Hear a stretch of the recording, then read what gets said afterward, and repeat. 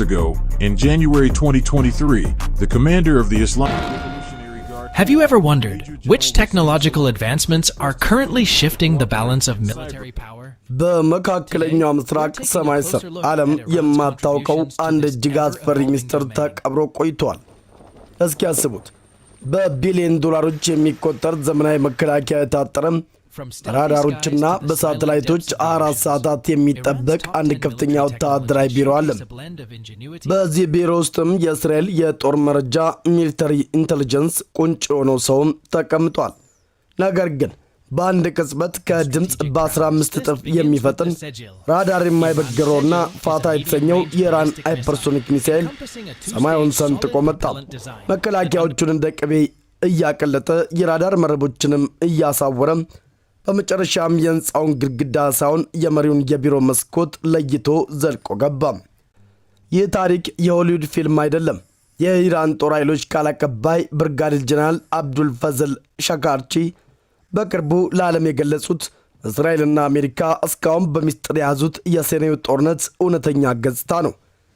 ጀነራሉ እንዳሉትም ኢራን የአሜሪካን የ12 ሚሊዮን ዶላር ታድ መከላከያ ዋጋ ቢስ አድርገዋለች። ዛሬ በዚህ ልዩ ዘገባችን ሚሳኤሉ እንዴት ራዳርን አምክኖ መስኮት ድረስ ደረሰ? በኢራን ውስጥም የተያዙት 2000 የእስራኤል ሰላዮች ሚስጥር ምንድን ነው? አሜሪካና እስራኤል ለምን ይህንን ውርደት ደበቁት? እና ኢራን ገና አልተነካንም ስትል ለዓለም ምን አይነት ማስጠንቀቂያ እየሰጠች ነው? ዛሬ ከቴህራን እስከ ቴል አቪቭ፣ ከዋይት ሃውስ እስከ ሙሳድ ሚስጥራዊ ቢሮዎች ድረስ ዘልቀን እንገባለን። የመካከለኛው ምስራቅ ወታደራዊ ሚዛን ሲቀየር የሚያሳይ ድንቅ ትንታኔን ይዘንላችሁ ቀርበናል። እስከ መጨረሻው አብራችሁን ቆዩ። ይህንን መረጃ ሰምታችሁ ስትጨርሱ ለዓለም ያላችሁ እይታም ይቀየራል። እስኪ ያስቡት፣ ዛሬ እንዲህ አይነት ጉድ ሰምታችሁ ነገ ምን ሊመጣ እንደሚችል ሳታውቁ ብትቀሩ። አይሆንም። ዓለም የምትሸሽገውን ሚስጥር እያነፈነፈን ለእናንተ የምናደርሰው እኛ ነን። አሁን ሰብስክራይብ ካላደረጋችሁ በሚቀጥለው ጊዜም በእስራኤልና በኢራን ቤት የተሸሸገውን አዲስ ጉድም ላታገኙት ትችላላችሁ። እንዳመልጣችሁ አሁኑኑ ያችን የደወል ምልክቷን ተጫኑ። ምክንያቱም እዚህ ቻናል ላይ ወሬ ሳይሆን እውነት ነው የምንግተው። ቤተሰባችን ስለሆኑ እናመሰግናለን። አሁን ወደ መረጃው አለፍን። መልካም ቆይታ።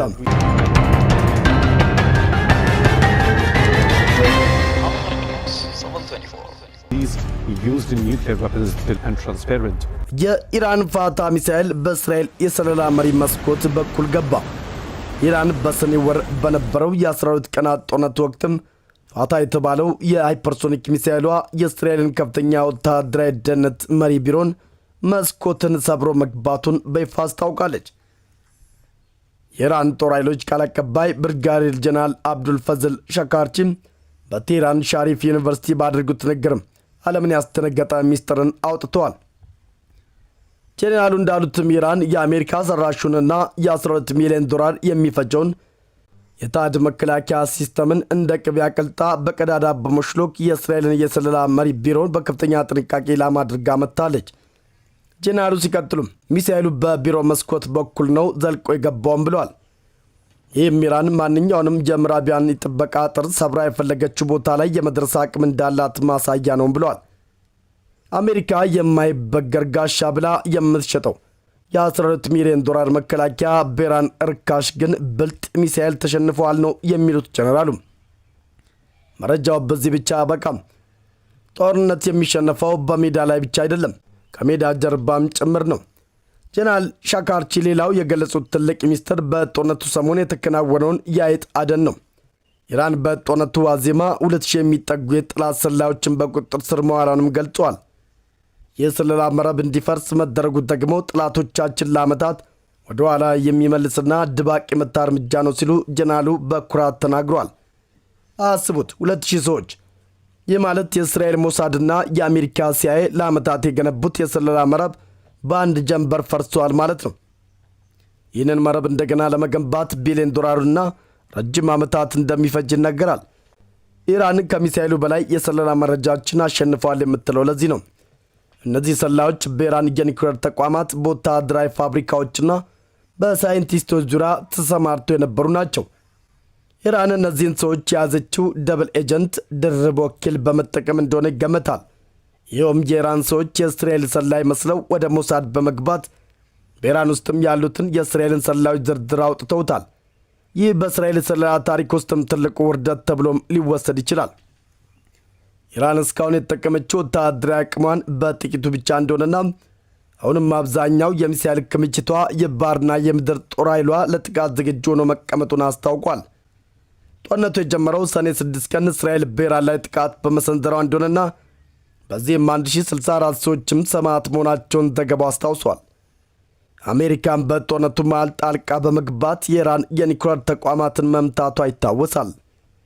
ይሁን እንጂም ሰኔ 17 ቀን ኢራን በሰነዘረችው ተከታታይ የበቀል እርምጃም ጥቃቱን እንዲቆም ማስገደዷን ገልጻለች።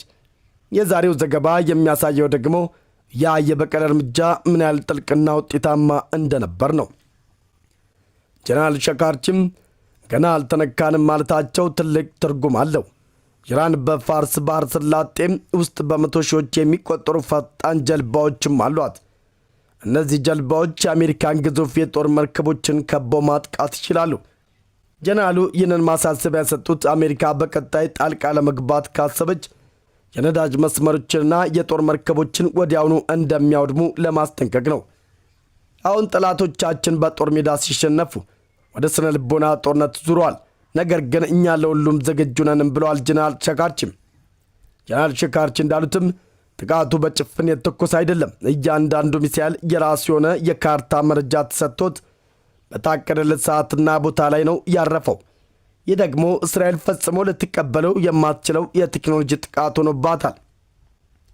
በሰኔው ጦርነት ወቅትም ኢራን ሚሳኤሎቹን ከመተኮሷ ጥቂት ሰከንዶች በፊትም የእስራኤልን የራዳር ሲስተሞችን በሳይበር ጥቃት እንደሞከረችም መረጃዎች አሉ። ብዙ ጊዜ ሚሳኤል ሲተኮስ ሳይረን ይጮዋል።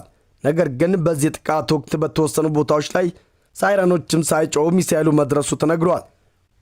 ይህ የሚያሳየው ኢራን የሚሳኤል ቴክኖሎጂን ከሳይበር ጥቃት ጋር በማቀናጀት የእስራኤልን የቅድመ ማስጠንቀቂያ ደውሎችን ማሰናከል መቻሏ ነው። እስቲ ስለ ፋታ ሚሳኤል እናውራ። ይህ የኢራን ፋታ ሚሳኤል ከድምፅ ፍጥነት በ15 እጥፍ ፈጥኖ የሚጓዝ ሃይፐርሶኒክ ነው።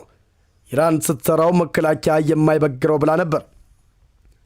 የኢራን ሃይፐርሶኒክ ሚሳኤል ከሌሎች የሚለየው በከፍተኛ ፍጥነት መጓዙ ብቻ አይደለም።